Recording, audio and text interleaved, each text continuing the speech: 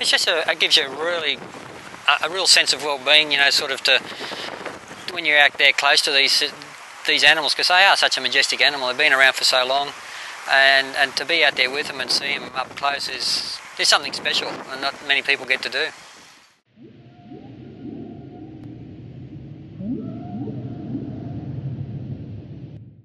To 2005, when this new program, the Volunteer Whale Observers program, commenced, each time we had a whale entrapment, we'd have to verify that the animal was actually caught in the nets prior to deploying the teams, because it's a very costly exercise.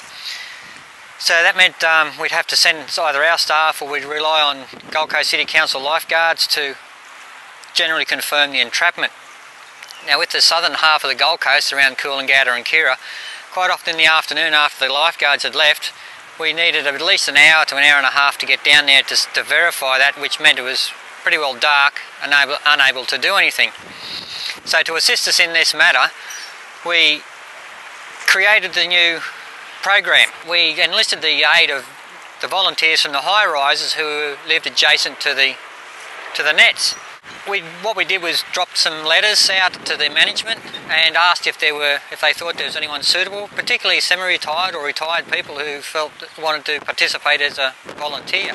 In 2005 we started off with about 4 or 5 volunteers, and that first year it really worked well.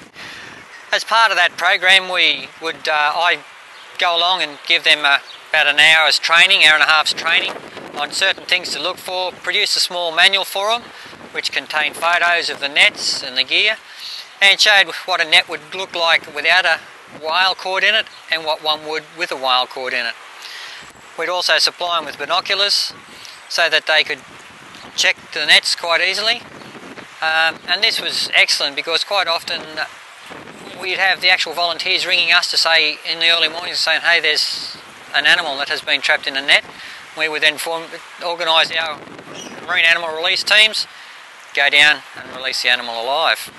I've been employed with the department now for just over 28 years, and I've been doing the whale releases since 1994. We first started off with some very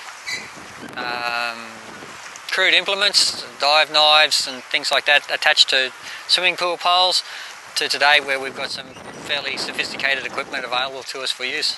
The biggest risk to a whale being caught in a net is obviously with the smaller ones, it's a possibility of drowning.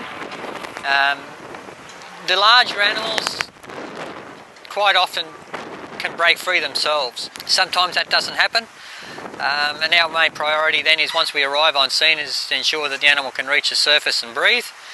Once that happens, we then sit back, formulate a plan, and then slowly work at releasing the animals alive and for it to continue on its journey. Very daunting being so close to such a large animal. I mean, we were there in a 4.3 metre boat, and some of these smaller animals are about 8 metres long, and some of the bigger ones are up to 15 metres long. So they're a very large animal and a very powerful animal as well. We have to get up very close to these animals. At times you're sitting right beside them in your boat, or you're touching them at times. As part of the process of helping to cut away mesh and other rope, that they become entangled. And our difficulty is that they don't only become entangled in the shark control program, but there's other commercial fishing apparatus, other ropes that are drifting around the oceans that these animals become entrapped in, and quite often we're called upon to release these animals from that entrapment so that they can continue on. The actual release itself can occur from the shortest we've had is just under 1 hour to the longest was about 7 days. And the reason it took 7 days was that during the release the weather became so bad that we had to call it off for our own safety.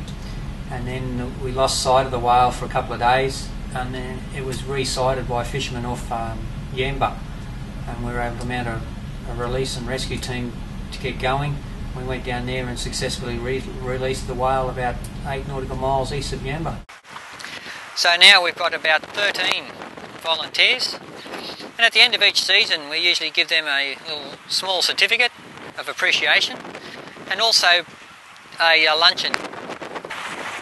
Yeah, they're such a beautiful animal when they're swimming around out there, and it's really exciting when we get to free one of these whales from the net and watch them swim away.